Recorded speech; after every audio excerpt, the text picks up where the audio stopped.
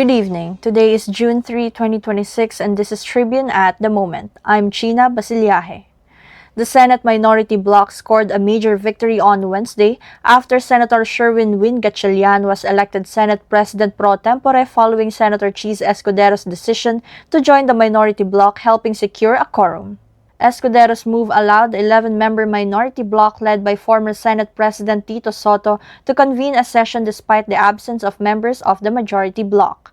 During the session, Gatchalian took his oath as Senate President pro tempore before Soto. The session also triggered a major reorganization of Senate committees. Senator Mig Zubiri was elected chairman of the Committee on Rules and Committee on Foreign Relations. Senator J.V. Ejercito will chair the Finance Committee, while Senator Tito Soto will head the Committee on National Defense and Security, Peace and Unification and Reconciliation. Senator Ping Lacson will lead the Committees on Public Order and Dangerous Drugs and Accounts.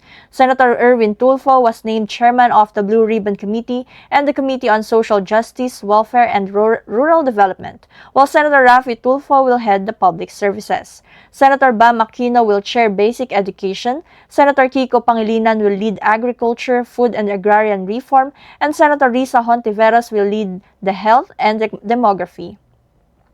Senator Lito Lapid will chair Games and Amusements, and Senator Cheese Escudero will lead Urban Planning, Housing, and Resettlement.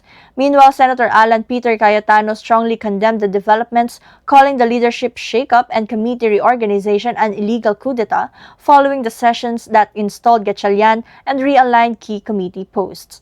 For more news and updates, subscribe to Daily Tribune's print edition, visit tribune.net.ph, or follow our social media accounts. This has been Tribune at the Moment, delivering news without fear, without favor.